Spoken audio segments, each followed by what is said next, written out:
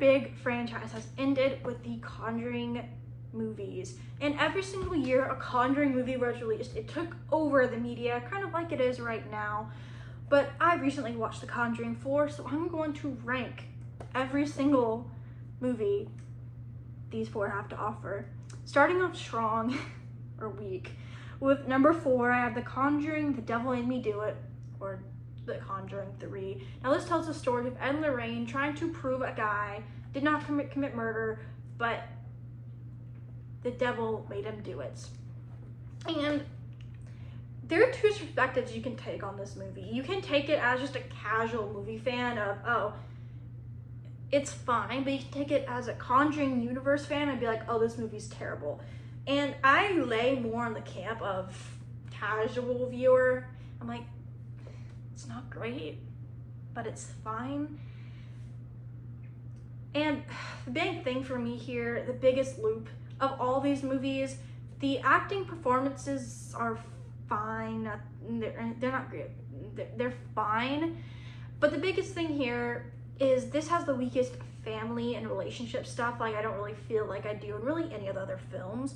There's so much logic holes in this one that, yes, it is supernatural, but the way they deal with the court and just all the along, I'm like, there's so much of that you have to overlook. This also does have probably the weakest scares and jump scares of this movie. It does end on a sweet note, I'll give it that.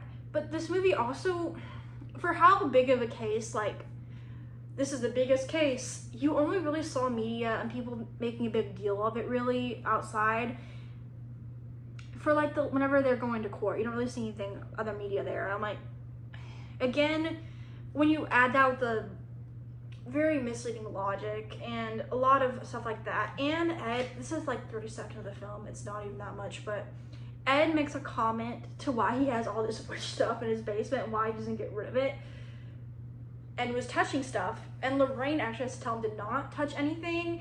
And I don't have to say, they have a basement full of haunted things, so I was like, that's a little bit of a hypocrite.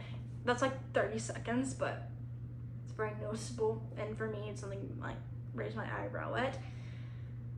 And this movie is just not good. It's just fine or terrible. It's terrible for a Conjuring movie. For a haunted movie, it's fine, but it's not good, really. And number 3, I have the newest, which is The Conjuring: The Last Riots, or The Conjuring 4. And this is the story of Ed and Lorraine facing the same demon they ran away from in 1964. Now, this movie is just a really generic movie to me, but it does do a couple of things that I actually liked. I like the story and how they incorporate Judy in it, and I like there's a few moments that I like, especially when Ed is explaining as to why he kind of cooks for them. There's a few moments I like there.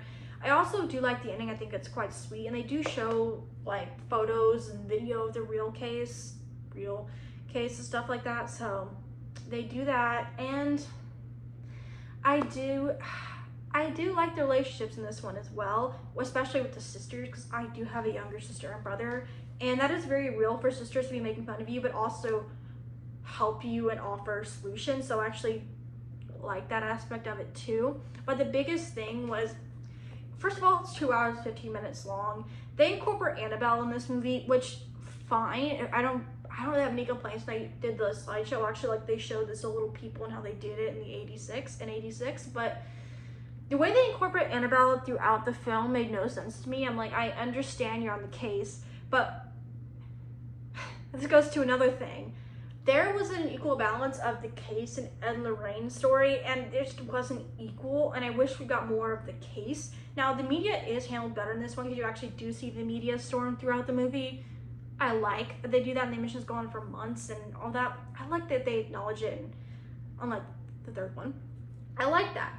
But the way they even handle it, there was like one thing where they were in the mirror, and tell me why Annabelle was involved in this. I'm like, this is supposed to be the case, the haunting with this family and the farmer's land, but you chose to use Annabelle. And there's gonna be a meaningful moment probably with the giant Annabelle raising up. I was like, why? there just wasn't an equal balance. It was just felt very generic, but there are some good things about it, like I said. Overall, it's just very generic. But leaving it at that, but at number 2, now 1 and 2 is very much about opinion and what you prefer, because at my number 2, I have The Conjuring 2. This is Ed and Lorraine investigating a haunting with a family. Now again, the acting performances I like third one, actually, fourth one I actually like the acting's good. The acting this one is good. There are some really effective jump scares in this one. I liked the family, I love the family dynamics. I also just liked how this movie was. It also wasn't 2 hours and 15 minutes like the other one was for no reason. And it's just a good movie. But why I have it number 2, not number 1, again, is preference. There's a lot going on in this movie. You get introduction to the nun and other characters as well. But it's a good movie. It's just I prefer the one above it over this one, but it's still a solid haunted house movie. And that just leaves number 1. This is Ed and Lorraine taking on a haunting early on. And you get the introduction with Annabelle in this one. And I really like that introduction. And I really like this movie. And I like the simplistic style of this. You get effective jump scares. You get great acting. I really like the family dynamic. I also like the clap game. I think that was very effective as well in this movie. And again, that's such a small detail, but I like that they did that. I also think it's very effective to have that story with the mom and how that kind of ended and getting her out of it. I just had a really good time with this movie, and I liked how it's simplistic, even though there's like a few lines that kind of remind me of the 70s. It's kind of like a random kind of switch in the movies, like in the Groovy said once, and that kind of took me for a second, like, oh, okay.